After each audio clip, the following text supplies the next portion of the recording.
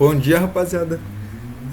Hoje eu vou acabar introduzindo aqui para vocês ótica geométrica, tá? É uma introdução mesmo, assim, só os primeiros conceitos mais básicos. Vou apresentar para vocês os princípios da ótica geométrica, princípio de Fermat, vou apresentar também a introdução para os primeiros dois fenômenos da luz. O primeiro fenômeno da luz. O segundo eu vou ter uma aula diferente para explicar, né? Durante o desenvolvimento dos vídeos do canal. Por enquanto eu vou apresentar só os primeiros conceitos. Formação de imagens também é bem importante. E os tipos de aparelhos ópticos que existem, tá? Bom, vamos lá. Primeiramente, a gente tem que entender e vamos fazer uma reflexão rapidinha. O que é luz? Desde o advento da física moderna, a gente tratava a luz de diferentes formas. A gente às vezes tratava a luz de forma corpuscular, como foi o Albert Einstein após a física moderna, porque ele queria quantizar o fenômeno do efeito fotoelétrico, porque assim fariam sentido as medidas que ele fez em laboratório. A gente trata também, pela teoria eletromagnética da luz, a luz como uma onda, uma onda eletromagnética visível. Tecnicamente, se a gente for pegar a luz visível e colorida, né, com cores visíveis, e existe um dilema entre essas duas formas, né? Tanto é que a gente chama esse fenômeno de dualidade da luz, onda-partícula. Entretanto, nesse caso aqui, a gente vai tratar a luz de uma forma um pouquinho nichada. A gente vai tratar a luz como se ela fosse raios, interseções de raios. Tá? Já uma coisa para deixar bem claro, quando a gente fala de raios de luz, como por exemplo, eu vou pegar primeiro o princípio da propagação, mas só para mostrar para vocês que a gente trata a luz dessa forma exata aqui, ó. Dessa forma assim, como se fosse um vetor. Só que o que você tem que entender? A luz ela não é um raio. Não tem um raio indo do objeto até o observador, não. São infinitos raios. Para que tu consiga ver a imagem da melhor qualidade possível. Porque tu vai pegar todos os micro pedaços de luz que estão chegando no teu olho, né? Ou na tua pupila, enfim. E isso é importante da gente frisar, porque quando eu trato a luz como... Quando eu trato um objeto como visível, quando raios de luz se intersectam, ou prolongamento, como a gente vai ver também em imagens virtuais, quando a gente trata dessa forma, a gente acaba percebendo que não vai ser uma interseção que vai formar. Uma interseção vai formar um ponto. E o que é um ponto? Um ponto é uma forma geométrica sem dimensão, né? Você não tem dimensão de um ponto. A única forma que você vai ter de ver uma imagem sendo formada são praticamente infinitos desses pontos se juntando, para daí começar a ganhar dimensão a tua imagem. É só uma reflexão bem curtinha para a gente entender como que a imagem é formada de fato, e que a gente vê de fato na vida real. Primeiro princípio da ótica geométrica, tá? A ótica geométrica a gente vai tratar exclusivamente de luz, tá? Não vamos tratar de outras ondas, de outros corpos, tá? Ótica geométrica primeiro, princípio da propagação retilínea. A luz ela sempre vai se propagar de forma reta, ok? E o que eu quero dizer com isso? Se você pegar a derivada em um meio constante, né, um meio de refração constante, a gente já vai chegar em refração mais pra frente. Eu vou introduzir lentes, tá? Mas não vou introduzir o conceito de refração aqui.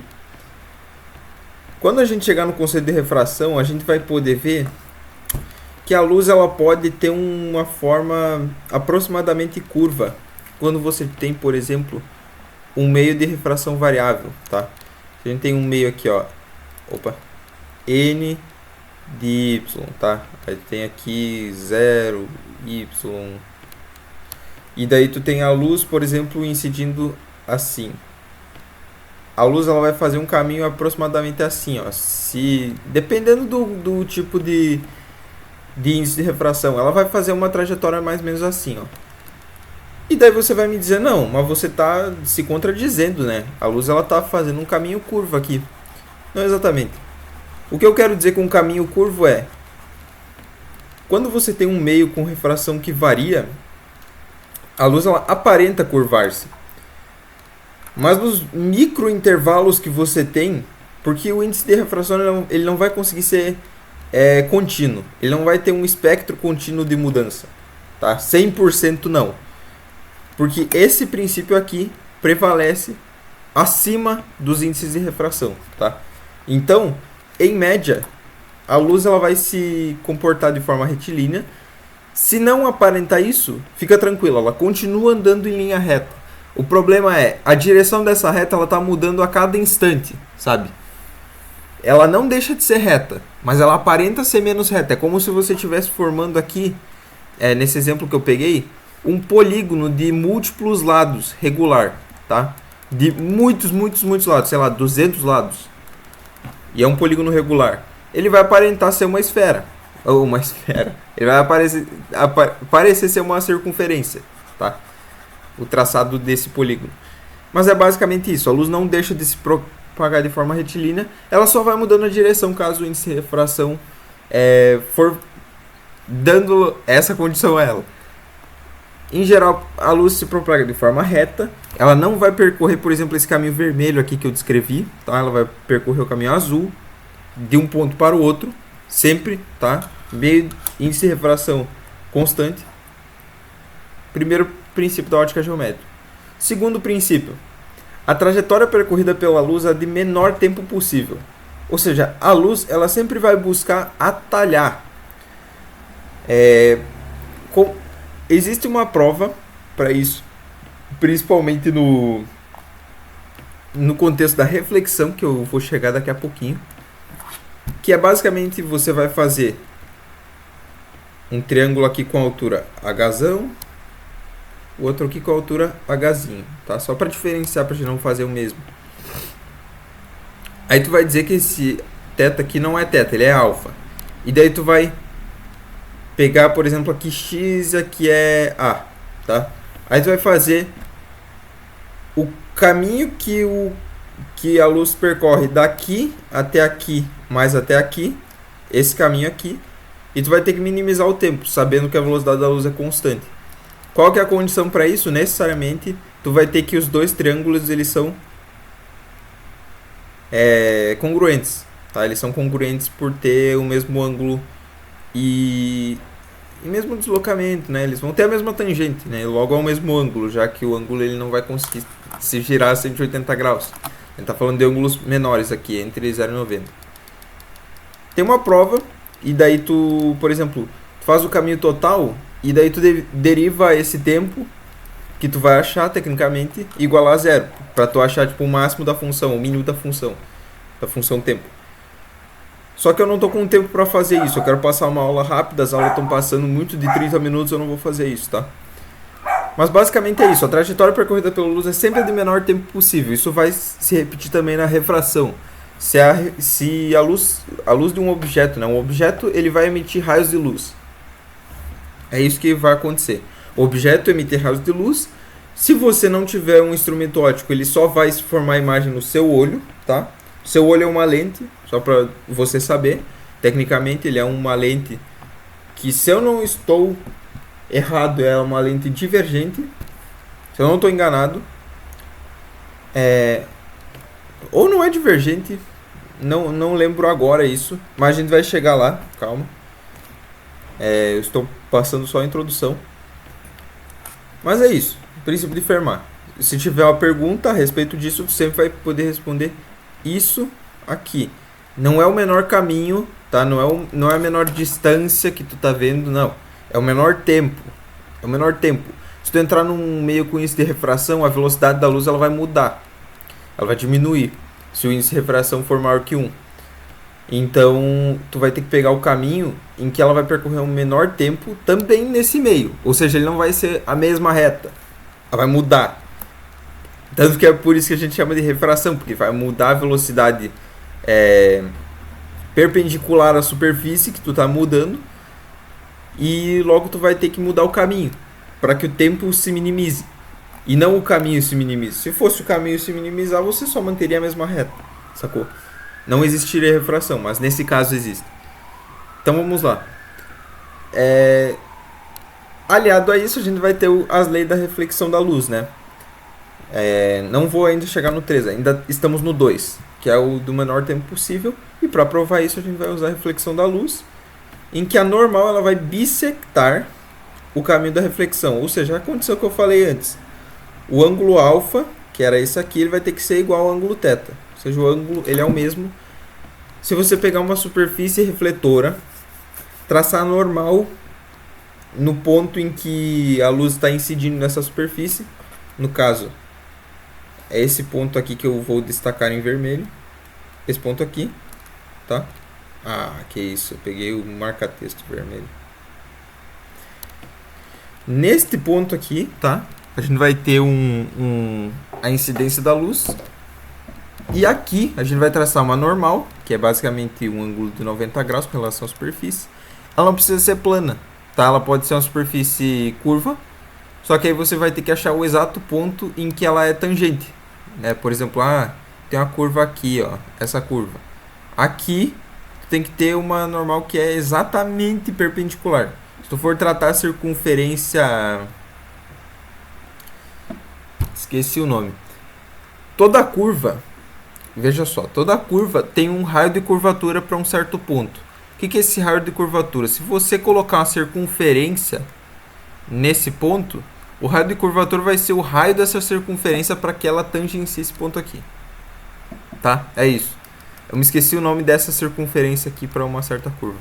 Mas basicamente é isso. Tu vai ter que achar o ponto em que é a mesma reta desse raio, dessa circunferência que é tangente à curva, tá? É isso. Pronto. 90 graus aqui. Se for, por exemplo, uma superfície curva que é de circunferência, tu vai ter que pegar essa normal, ela vai ser colinear com o raio, tá? Aqui a normal, isso aqui é o raio, tá? Mesma linha. Perfeito. Ok, vamos para o terceiro princípio da luz, da ótica geométrica. Independência nos raios de luz. O que eu quero dizer com independência? Isso é uma coisa que as pessoas talvez confundem. Não é porque dois raios de luz são independentes que as ondas que essas luzes descrevem, né, que esses raios de luz descrevem, não vão interferir. Elas só não vão alterar a trajetória da outra. Por exemplo, eu peguei a onda U e a onda V aqui. A onda U e a onda V, nesse ponto branco aqui, vão interferir. Eu não sei se construtivamente ou destrutivamente. Nesse caso aqui, parece que vai ser de forma a se anular. Porque tu vai ter o vale aqui e o pico da onda V. Então elas vão tentar se anular, né? Vai ocorrer uma interferência destrutiva. Mas não sei. Eu fiz um exemplo aqui vago. O que a gente vai ter que aprender com isso? A trajetória dos dois não vai mudar. Onda U está vindo, se encontra com a onda V, continua indo para o mesmo caminho, mesma trajetória, mesma direção, tá? É isso que quer dizer independência dos raios de luz. Tipo, um raio de luz não pode interferir na trajetória do outro, ela pode interferir na fase do outro, sacou? A intensidade resultante pode mudar em um certo ponto. É o único de interseção, porque ondas se propagam retilinamente. Então a única interferência que tu vai ter vai ser em um ponto, ou em nenhum, caso elas sejam ondas paralelas, né? Aí elas não vão interferir nunca. Ou vão, se elas estiverem muito próximas ao ponto de que as ondas estiverem na mesma direção assim, e aí elas forem se interferir, mas isso é um caso muito específico e eu acho que nem vale a pena trazer aqui. E agora a gente vem para uma das partes mais difíceis que confundem muito a cabeça das pessoas. Formação de imagens, tá? A gente vai ter que saber identificar o que é uma imagem real, virtual, uma imagem direita e uma imagem invertida, uma imagem maior ou menor. Esse último aí é mais fácil, né? Uma imagem direita é uma imagem em que ela está disposta no mesmo sentido do teu objeto. Por exemplo, Se eu quisesse uma imagem direita aqui nesse primeiro caso, que sim, eu peguei um espelho esférico. Nossa, calma, calma. Eu já vou chegar lá. O espelho esférico ele é uma ferramenta muito mais simples do que parece, porque a gente vai tratar com aproximações. Ele vai ficar bem simples de ser visto. Se eu quisesse uma imagem direita, ela teria que ficar assim, ó, com a setinha apontada para cima, porque o objeto também está apontado para cima. Nesse caso, a gente tem uma imagem invertida, tá? Não é direita. É uma imagem invertida com relação ao objeto. Uma imagem real é uma imagem que os raios de luz eles vão se intersectar diretamente, ou seja, raio de luz 1, raio de luz 2. Raio de luz 1 vai aqui, de forma paralela ao eixo do nosso espelho, também vou chegar lá, vou dizer o que é o eixo óptico. Paralelo ao eixo óptico, reflete, vai para o foco, a ângulos pequenos, e desce até um certo ponto. E aí você vai ter que pegar um segundo raio, e eu estou pegando aqui apenas o ponto mais alto do meu objeto. Então esse ponto aqui, ele vai ser refletido aqui, porque ele também vai sair e vai soltar um raio de luz no vértice do nosso espelho, né? Aqui é o vértice do nosso espelho. Ele vai soltar um raio de luz aqui no vértice. Como o vértice ele tem o eixo óptico bissecta o vértice, né? A gente vai ter que a trajetória vai só refletir aqui, mesmo ângulo. E aí esses dois raios vão ter que se encontrar em algum ponto. Nesse ponto você vai ter a altura da tua imagem. É isso. Basicamente é isso. Isso vai valer para todos os pontos aqui, ó. Eu vou fazer, vai ficar feio aqui o desenho, mas eu vou fazer para 2 pontos aqui mais, tá? Pegou, refletiu, foco, vai chegar até aqui. Aí ele vai refletir aqui e vai chegar até aqui também.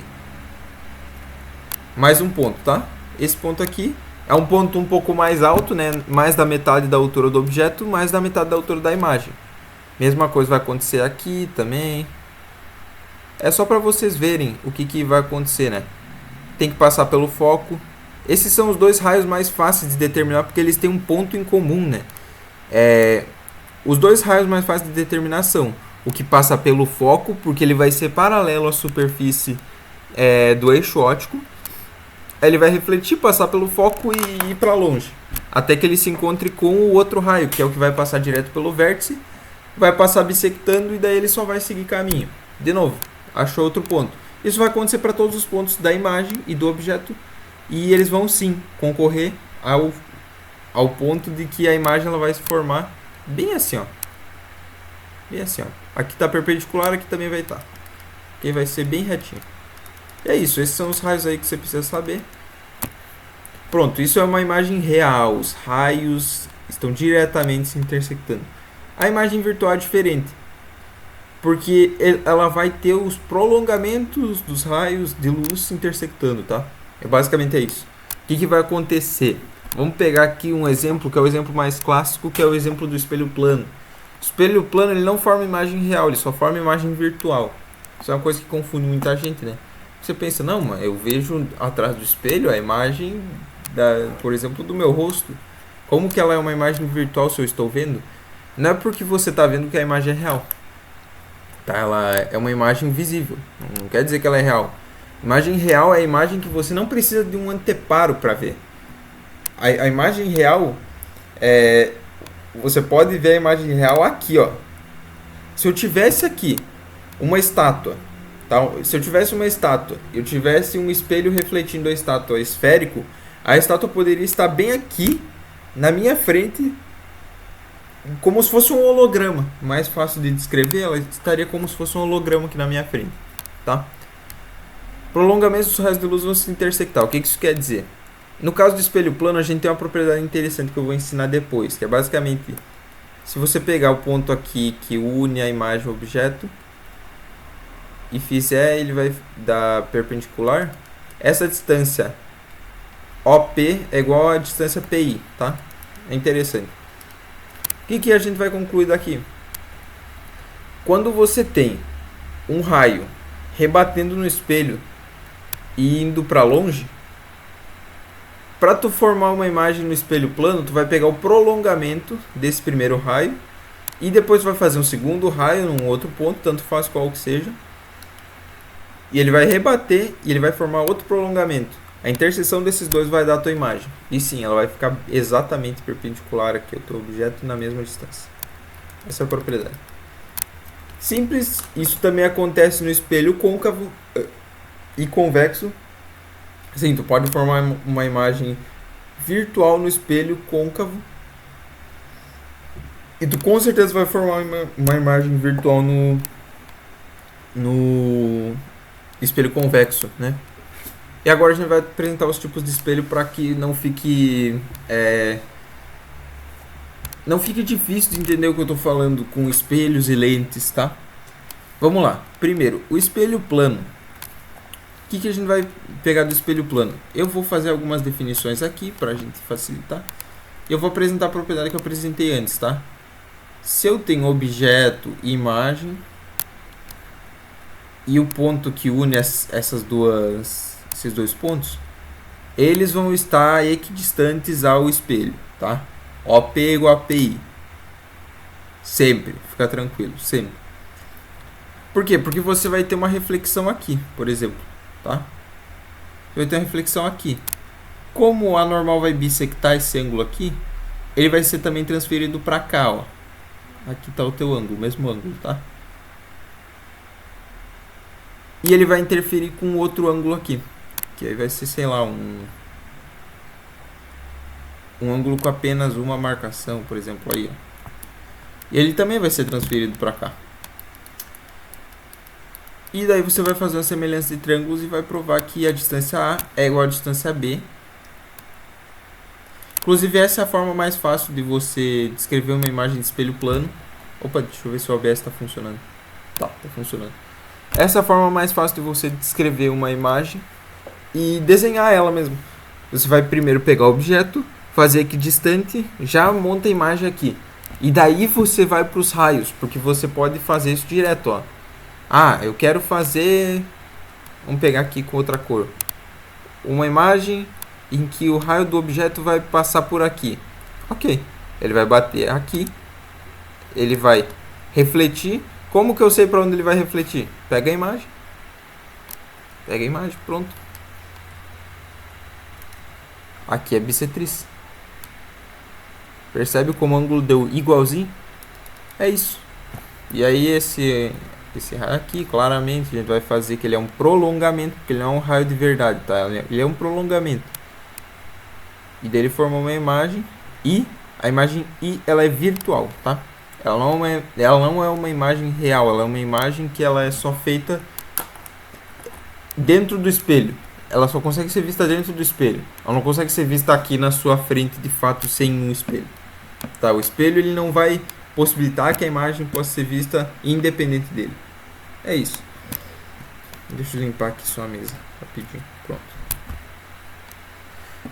Espelho plano, beleza. A gente vai ver muito mais sobre ele ainda numa aula específica. Mesma coisa com o espelho esférico. Também vai ter aula específica para lentes, tudo. Fiquem tranquilos. Eu só estou introduzindo. Espelhos esféricos, eu até desenhei aqui, tá? Modéstia à parte, ficou muito foda. Espelho côncavo. Ele vai ser um espelho em que o raio ele vai estar no mesmo sentido do objeto. Como eu posso dizer isso? O objeto no espelho côncavo,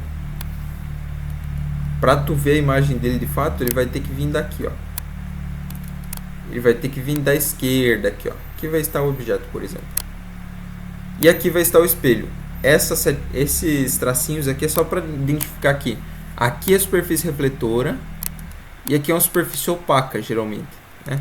Aqui tá, por exemplo, o óxido de prata e aqui não tem nada. Aqui geralmente é uma cerâmica para que mantenha o vidro, o espelho mais resistente a colisões, tá? O objeto ele vai estar então para a esquerda. Superfície refletora é essa daqui, interna tecnicamente. Quais são as propriedades? O centro geométrico do espelho côncavo é o O. Por quê? Porque ele vai basicamente se você traçar o raio aqui, ele vai dar perpendicular. E você vai ter o foco. O que é o foco? O foco ele é um meio raio. Ele vai ter a mesma distância ao vértice e ao centro da tua esfera, tecnicamente. Porque o espelho esférico ele é literalmente um recorte de uma esfera. Você tem uma esfera inteira e você pega e tira uma lasca dela. E daí tu faz o espelho esférico enchendo de óxido de prata, polido, para que a imagem fique o mais perfeita reflexão possível. O objeto vai vir aqui. Quais são as propriedades dele? Tá? Bem resumido aqui. De novo, se o raio for paralelo ao eixo óptico é o eixo OV, tá? É o eixo simétrico aqui. Vocês vão entender por quê. Se o eixo vier paralelo, isso para distâncias pequenas do eixo óptico, tá? Gauss deixa isso bem claro. Você só pode tratar de espelho esférico de forma simples se a distância entre o eixo óptico e o raio for pequena, tá? Você não pode tratar, por exemplo, objetos muito maiores do que o próprio espelho. Não faz sentido. Não vai formar uma imagem calculável. Aí esse raio vai ter que passar pelo foco. Necessariamente. Por quê? Pensa comigo. Se tu tem um ângulo pequeno e tu tem que bissectar, ou seja, a bissetriz ela vai passar por O e pelo ponto de colisão do raio de luz. Se tu tem uma superfície em que a distância ao raio é mais ou menos a mesma, mais ou menos a metade do raio, a gente tem aqui R sobre 2R, é comum que, é esperado, né, que aqui, o ângulo aqui seja o mesmo ângulo que aqui, tá? É isso. A gente só tem uma aproximação aqui muito importante. Ah, é aproximação. Sim, mas poxa, no contexto cotidiano, vai ser muito importante a gente usar isso, sabe? Se a gente quiser formar imagens pequenas, por que a gente vai negligenciar esse estudo, sabe? É um estudo importante, é um estudo que muitas vezes ele é interessante para a gente fazer imagens em telescópios, que a gente vai chegar aqui, é o último tema da aula. E é isso. E quando tu tem um raio de luz que passa pelo vértice, ele simplesmente vai refletir direto assim, ó. E pronto, aí a interseção vai ser aqui e aqui vai formar a imagem, tá? Digamos que o objeto seja aqui. Geralmente a imagem do espelho côncavo ela é real e invertida. Maior ou menor, você vai ter que ver no cálculo, tá? E aí vai ter equação de Gauss, etc. Espelho convexo ele tem uma propriedade interessante. Se o teu objeto for real, a gente geralmente vai tratar de objetos reais, tá? Se o objeto for real, a imagem dele com toda certeza vai ser virtual.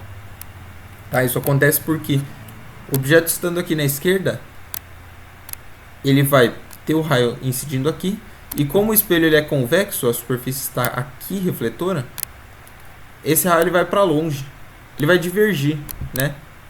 Por exemplo, aqui ele vai divergir também. Vou fazer melhor aqui, ó. Aqui vai divergir também. E daí ele vai ter uma intersecção aqui, ó. Geralmente entre o foco e o vértice. Ele vai ter uma imagem bem pequenininha e direita e virtual. Sacou? É isso. Basicamente é o tipo de imagem que vai se formar no espelho convexo. E geralmente vai ser menor e sempre vai ser virtual. Você tem que saber isso. Sempre vai ser virtual. E antepenúltimo, lentes. A gente vai ter as lentes convergentes, que elas vão ser dadas por esse sinalzinho aqui. Divergentes vão ser dadas por esse sinalzinho aqui. O que quer dizer convergente? Se tu tiver um raio de luz paralelo ao eixo óptico, ela vai incidir no foco de forma a convergir com o eixo.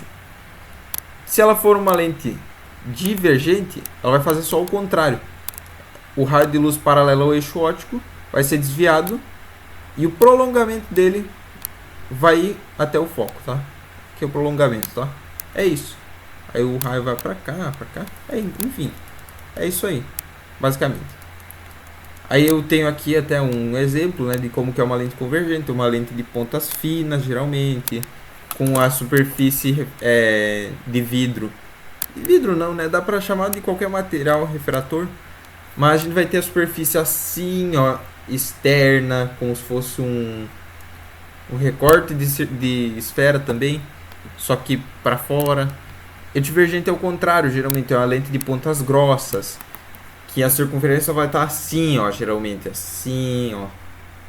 Circunferência não, o recorte de esfera. É isso. Tá? Lentes esféricas também, tá? Também esféricas. Podem ser parabólicas, assim como os espelhos? Podem, só que isso é um caso bem menos comum. Vocês podem anotar? Podem. Eu posso também trazer uma aula específica sobre isso, só que isso vai ser bem mais pra frente ali, ó. Se a gente quiser, por exemplo, tratar de uma UBF ou Olimpíada, aí a gente vai trazer sobre isso. Agora, introdutório, ensino médio, pá. Telescópio. Telescópio é importante, tá? Tem o telefone, eu vou deixar tocando. Vocês que me perdoam. Telescópio. Ele vai ser basicamente uma forma de adequar um objeto muito distante à nossa visão. Como que a gente vai fazer? O objeto que está muito longe, por exemplo, ele está a distância infinita. A gente vai tratar ele como se fosse um... A gente vai tratar o objeto no infinito como se ele fosse um raio que passa perpendicular, claro, o eixo óptico. Bate aqui na lente objetiva, tá? A lente objetiva é a primeira, é a que vai converter o objeto na primeira imagem. Vai converter o objeto, converge, você tem uma imagem menor aqui. Só que essa imagem geralmente é muito pequena, e aí a gente vai precisar do quê? De uma lente ocular para que ela aumente o tamanho dessa imagem. E aqui eu fiz o desenho muito bosta, porque esse raio aqui, ele deveria ser o prolongamento desse aqui, só que isso faria a imagem ficar tão maior, é justamente por isso que ela é divergente, ela quer formar uma imagem bem maior, para que a gente consiga ver de fato. Só que vai ficar muito distante, daí não vai ter infraestrutura para eu desenhar essa imagem, ela vai ficar enorme, sabe? Tipo assim, ela vai ficar do tamanho assim, ó, de 20 desses quadradinhos, vai ficar gigantesca a imagem. E aí a gente vai conseguir ver, claro, essa função. Aí ela vai transformar uma imagem real em uma outra imagem, nesse caso virtual. Por quê? Porque ela vai ter prolongamentos intersectando, tá? Basicamente é isso, essa foi a aula introdutória e ó, novamente, raio paralelo, raio do vértice, lente também tem vértice, tá? Vértice, tem dois focos equidistantes do vértice. É isso, galera. Aula curta? Não, 32 minutos, não é curta não. Bom, uma aula simples aqui, ó, só introdução de conceitos, tá? Espero que vocês tenham gostado. Eu vou comer aqui a minha laranja, meu café da manhã, que eu ainda não comi. E uma boa sorte aí nos estudos pra vocês. Boa sorte não. Boa sorte é o caralho. Sucesso pra vocês aí. Muito obrigado aí. Aproveitem a aula. Nossa, o que é isso? Aí, pronto.